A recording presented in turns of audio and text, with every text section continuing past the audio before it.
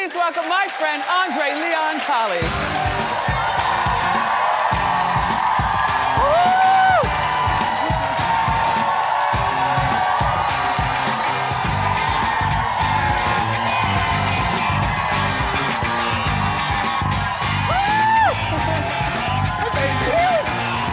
So good to see you. You too. Woo! André.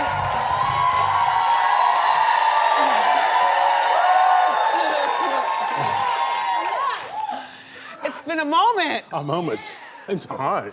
Happy to see you. Look fabulous, Wendy. Thank you. Superb. Thank you. I want to give you some size 17 shoe cam. If you put your feet on those feet and just model them there. Wait, no, pick up. Andre. Uggs. That's the fabulous thing about wearing something that pulls around your ankles is that Uggs. you can just throw on some Uggs. Hello. Dapper Dan. Harlem. Really? Dapper Dan. So it's so nice to see you again. So good to see you too. Congratulations on all the success Thank you. of your film. Thank you very much. Thank you. Say, are you friends with Kanye? Yes. Friendly enough? Yes, I can speak. What do you... I think that Kanye needs to go and get a good old circle, a prayer circle in a good old black Baptist church with the deaconess and the deacons and have a prayer circle around him. He needs prayer and he needs love. We need to stop bashing him. He needs prayer. He needs help. I think that he's a great man. He's a talented, gifted artist. I think that he's in deep, deep pain. I really think he needs prayer. He needs a church of Did you see the album cover? It's not appropriate. No. No. It is not appropriate to expose that from which Whitney Houston left us. I mean, it's like pirating her pain and her substance abuse, and I don't think that's appropriate at all. So what's your deal? But it's my deal. Honey. No. Here's the thing. Here's the thing. It's my deal. Andre is one of those sometimey people. Sometimes he answers his phone and sometimes he doesn't. That's right. And he always sends emails, only you know I don't get emails. You don't get emails? Can I call you now? Is it appropriate to call you now? Yes. Okay, good. Are you too busy? No, I'm not supposed to call you, Wendy. Well, no, but the movie. Oh yeah, the movie is I'm very blessed with the movie. This is a long time coming. It's Andre, a long time coming. Here's the thing about Andre.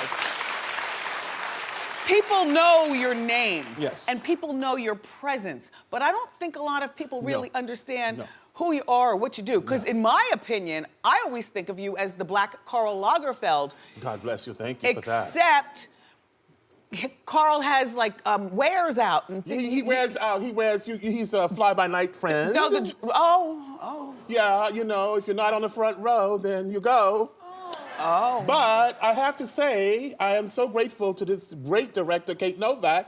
The film was #1 in the box office in the category of new documentaries. #1. Yeah, right now it's in limited release. We're gonna get to that in just a moment. But look, back to you. Back to me. Because, you know, when we talk, we don't really talk About the fit industry, no. No, we don't talk about people, even though you would think we'd be talking about people. We don't talk about people. So there's a lot about you that I would like to ask you now that you're here. Ask me. All right, well, what happened to your clothing line or your fragrance or something like that? Your Fendi, the baubles that hang off the bags. Yeah, Fendi Beauty.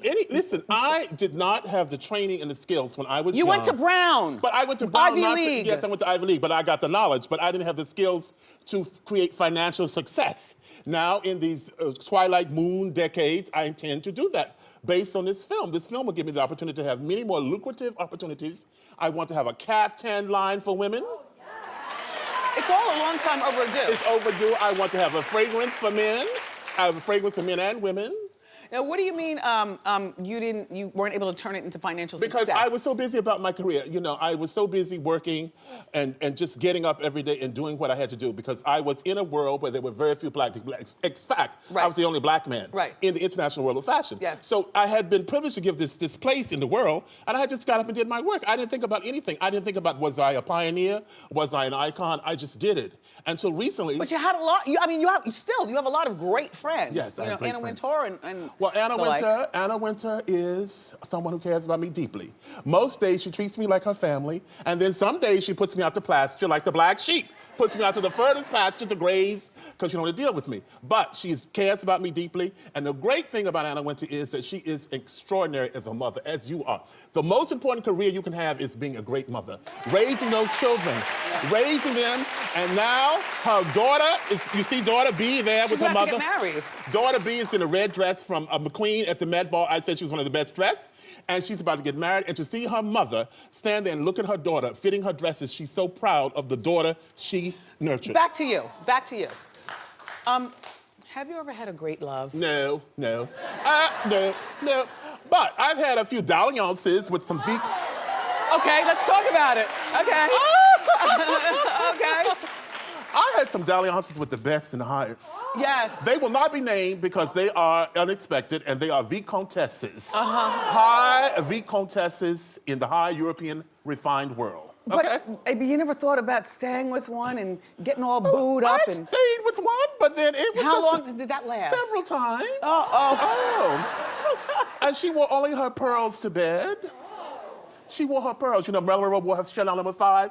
Well, she wore her pearls to bed. So you're saying you're heterosexual? I'm saying not I'm heterosexual. I'm saying I'm fluid in my sexuality, darling. Okay. I said I'm heterosexual. I'm honest here. I'm being very honest with you, darling. Yes. So we don't have these kind of conversations.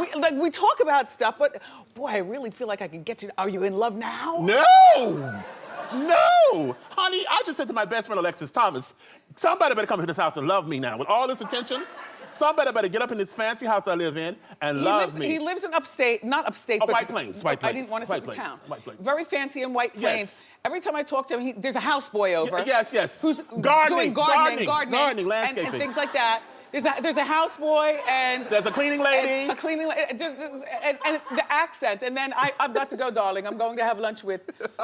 Listen, it's implied that you've slept around with quite a few designers. Well, darling, as I always say, like Judge Judy. Yes. They don't keep me here for my looks, they keep me here for my knowledge. So early in my career, back over in Paris, one of my bosses came to the office one day, and there was a bit rumblings. You know, I was for Saint Laurent, Karl Lagerfeld, Givenchy, Claude Montana, and Jean Paul Gaultier. And the man said, "Oh, the rumors are you've slept with every designer in Paris. You're in and out of every designer bed. I have not been in any designer's bed except as a guest in a guest room. And the doors are closed, okay? I have never slept with a designer, male, female, four-legged, three-legged. It sounds like he was jealous of you. No, he wanted to intimidate me. He wanted to intimidate me, make me feel small. That was racist. He wanted to make me feel small. He wanted me to belittle my success because people loved me in Paris.